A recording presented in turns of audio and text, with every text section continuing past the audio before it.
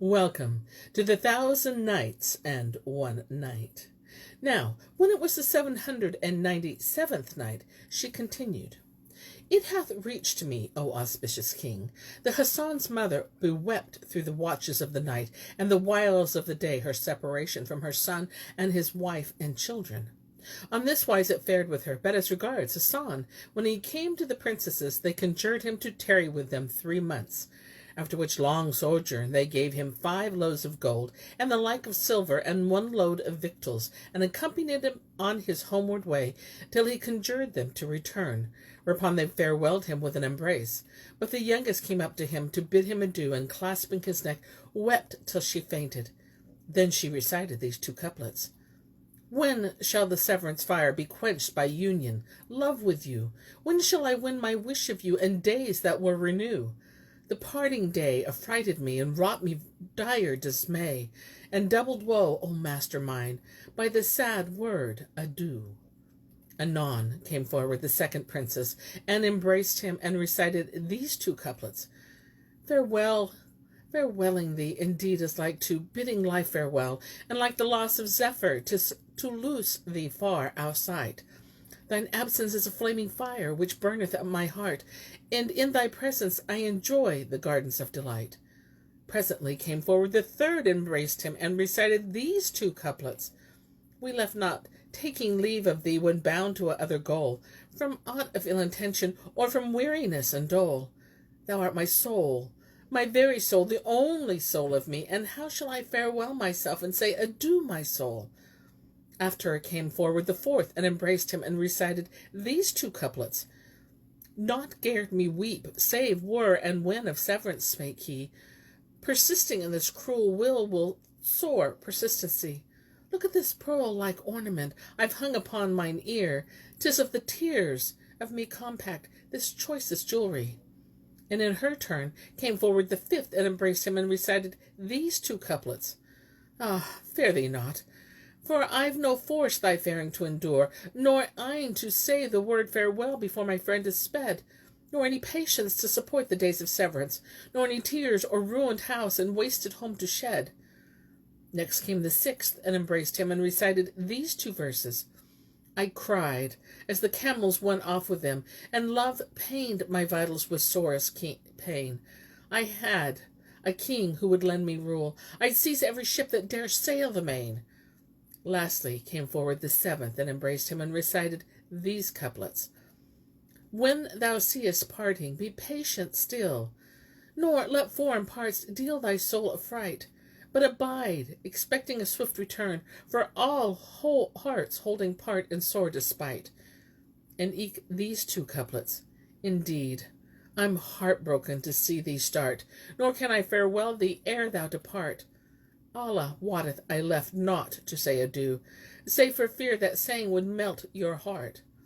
Hassan also wept for parting from them, till he swooned, and repeated these couplets. Indeed, ran my tears on the severance day, like pearls I threaded a necklace way. The cameleer drove his camels with song, but I lost heart, patience, strength, and stay. I bade them farewell, and retired in grief from tryst place and camp where my dearlings lay. I turned me unknowing the way, nor joyed my soul but in hopes to return some day. Oh, listen, my friend, to the words of love. God forbid thy heart forget all I say. O my soul, when thou partest, with them part too, with all joys of life, nor for living prayer. Then he farewelled them, and fared on diligently night and day, till he came to Baghdad, the house of peace and sanctuary of the Abbasid caliphs, unknowing what had passed during his wayfare. At once, entering his house, he went into his mother to salute her, but found her worn of body and wasted of bones for excess of mourning and watching and weeping and wailing, till she was grown thin as a toothpick, and could not answer him a word.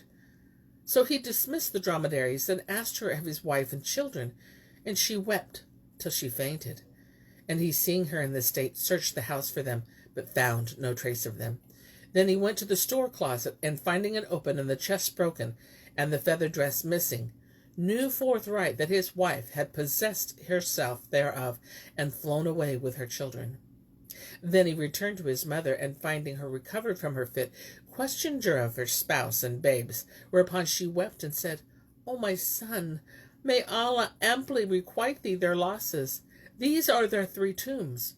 When Hassan heard these words of his mother, he shrieked a loud shriek, and he fell down in a fainting fit, in which he lay from the first of the day till noontide, whereupon anguish was added to his mother's anguish, and she despaired of his life. However, after a while he came to himself, and he wept, and he buffeted his face, and rent his raiment, and went about the house clean distraught, reciting these 2 couplets.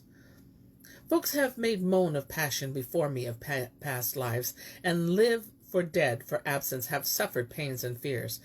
But that within my bosom I harbor with mine eyes, I've never seen the like of, nor heard with mine ears. Then, finishing his verses, he buried his brand, and coming up to his mother, said to her, Except thou tell me the truth of this case, I will strike off thy head, and kill myself, she replied. O my son, do not such deed. Put up thy sword, and sit down till I tell thee what hath passed. So he sheathed his scimitar, and sat by her side, while she recounted to him all that had happened in his absence, from first to last, adding, O my son, but that I saw her weep in her longing for the bath, in fear that she would go and complain to thee on thy return, and thou wouldest be wroth with me, I had never carried her thither. And were it not for the lady Zubaydah was wroth with me, and took the key from me by force, I had never brought out the feather dress, though I died for it. But thou knowest, O my son, that no hand may measure length with that of the caliphate. When they brought her the dress, she took it and turned it over, fancying that some one might be lost thereof, but she found it uninjured, wherefore she rejoiced, and making her children fast to her waist, donned the feather vest, after the lady Zubaydah had pulled off to her all that was upon herself, and clad her therein in honor of her, and because of her beauty. No sooner had she donned the dress than she shook and became a bird, promenaded about the palace, whilst all who were present gazed at her, and marveled at her beauty and loveliness. Then she flew up to the palace roof, and perching thereon, looked at me and said, When as thy son cometh to thee, and the nights of separation upon him longsome shall be, and he craveth reunion and meeting to see, and whenas breezes of love and longing shake him dolefully, let him leave his native land, and journey to the island of Wak, and seek me. This then is her story, and what befell in thine absence. And Shahrazad perceived the dawn of the day, and ceased to say her permitted say. Now, when it was the 798th night, she pursued, It hath reached me, O auspicious king, that as soon as Hassan's mother had made an end of her story, he gave a great cry and fell down in a fainting fit, which continued till the end of the day. When he revived and fell to buffeting his face and writhing on the floor like a scotched snake, his mother sat weeping by his head until midnight, when he came to himself, and wept sore, and recited these couplets. Pause ye, and see his sorry state, since when ye fain withdrew, haply, when wrought your cruelty, you'll have the grace to rue. For an ye look on him, you'll doubt of him by sickness stress, as though by Allah he were one before ye never knew. He dies for nothing save for love of you, and he would be numbered amid the dead, did he not moan and groan for you. And deem not pangs of severance sit all lightly on his soul, 'tis heavy load on lover white, 'twere lighter an ye slew. Then, having ended his verses, he rose and went round the house, weeping and wailing and groaning and bemoaning himself 5 days, during which he tasted not meat nor drink. His mother came to him and conjured him till he broke his fast, and besought him to leave weeping, and he hearkened not to her, and continued to shed tears and lament whilst she strove to comfort him, and he heeded her not. Then he recited these couplets. Beareth for love a burden sore, this soul of me, could break a mortal's back, however strong that can be. I am distraught to see my case in languor grows, making my day and night indifferent in degree. I own to having dreaded death before this day. This day I hold my death mine only remedy. And Hassan ceased not to do thus till daybreak, when his eyes closed, and he saw in a dream his wife grief-full and repentant for what she had done. So he started up from his sleep, crying out and reciting these 2 couplets. Their image bides with me, ne'er quits me, ne'er shall fly e'er, but holds within my heart most honorable steed. But for reunion hope, I'd see me die forthright, and but for the phantom form of thee my sleep had fled. And as morning morrowed, he redoubled his lamentations. He abode weeping-eyed and heavy-hearted, wakeful by night, and eating little for a whole month, at the end of which he bethought him to repair to his sisters, and take counsel with them in the matter of his wife, so happily they might help him to regain her.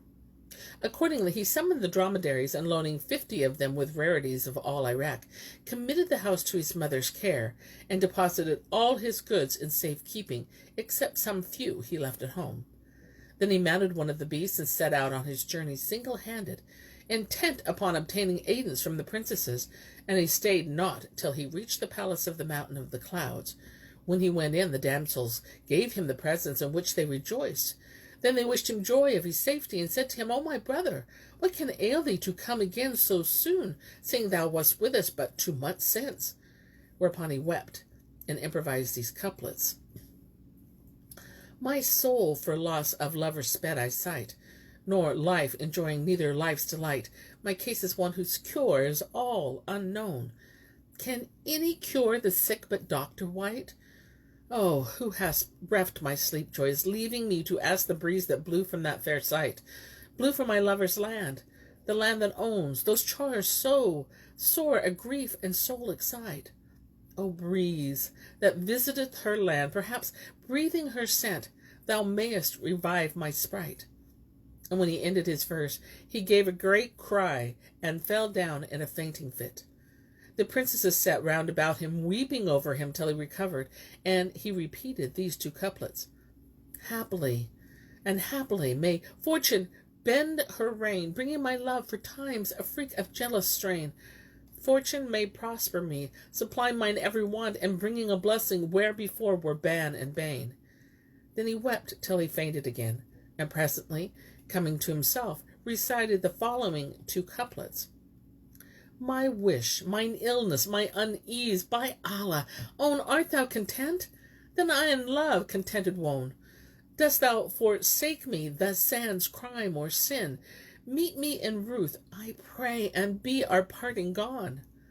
Then he wept till he swooned away once more, and when he revived, he repeated these couplets. Sleep fled me by my side, wake ever shows, and a horde of teardrops from these eyes flow. For love, they weep with beads cornelian-like, and growth of distance greater dolence grows. Lit up my longing, oh, my love in me flames, burning neath my ribs with fiery throes. Remembering thee a tear I never shed, but in it thunder rose and levin glows. Then he wept till he fainted away a 4th time, and presently recovering recited these couplets. Ah, for lo of love and longing, suffer ye as suffer we. Say, as pine we, and as we yearn, we for you are pining ye. Allah do the death of love, what a bitter draught is his. What I want of love, what plans and what projects nurseth he.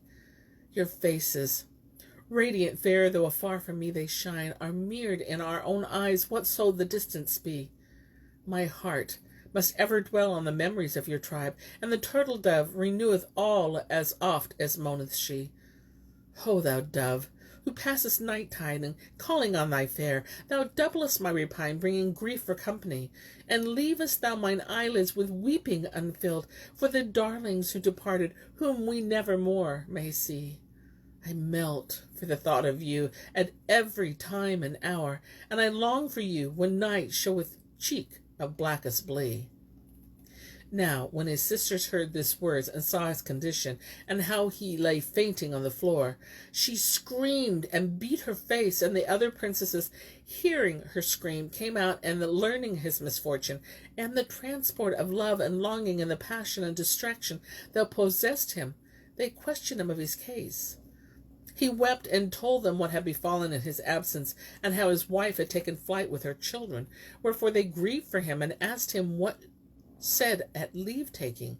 Answered he, O my sisters, she said to my mother, Tell thy son, Whenas he cometh to thee, and the nights of severance upon him longsome shall be, and he craveth reunion and meeting to see.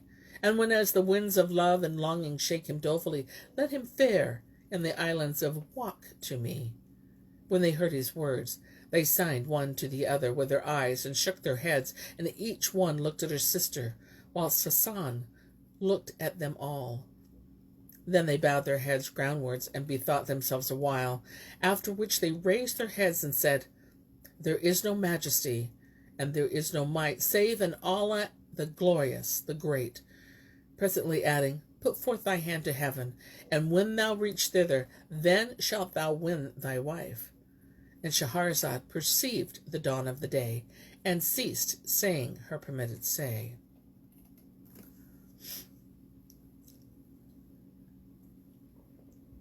Now, when it was the 799th night, she resumed, It hath reached me, O auspicious king, that when the princess said to Hassan, Put forth thy hand to heaven, and when thou reach thither, shalt thou win thy wife and children.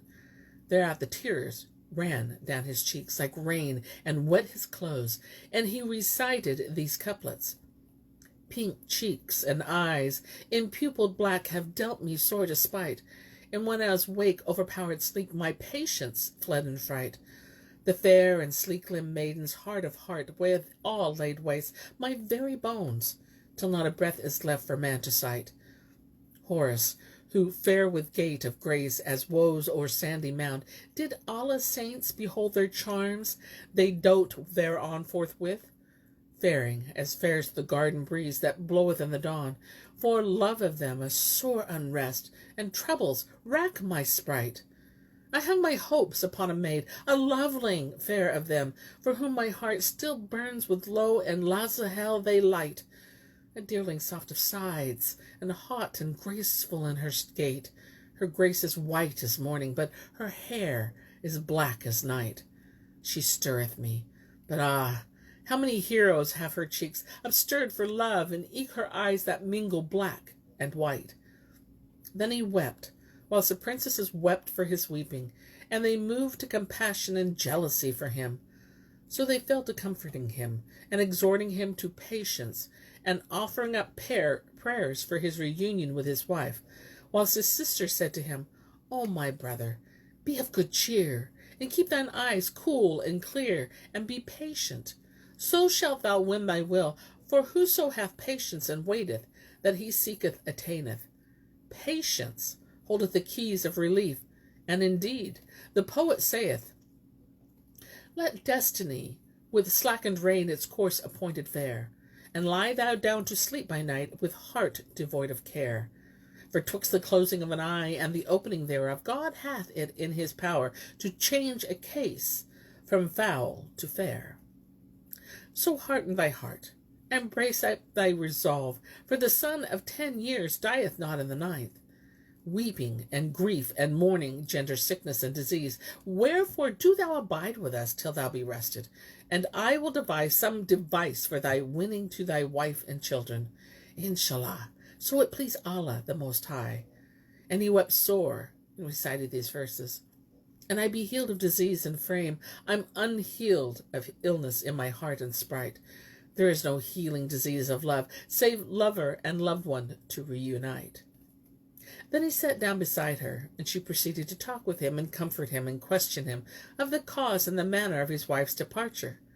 So he told her, and she said, By Allah, O my brother, I was minded to burn the feather dress, but Satan made me forget it. She ceased not to converse with him and caress him and company with him for 10 days, whilst sleep visited him not, and he delighted not in food. And when the case was longsome upon him, and unrest waxed in him, he versified with these couplets. A beloved familiar, O reigns my heart, and Allah's ruling reigns evermore, and hath all the Arabs' united charms, this gazelle who feeds on my bosom core. Through my skill and patience for love of her fail, I weep whilst I wot that 'tis vain to deplore.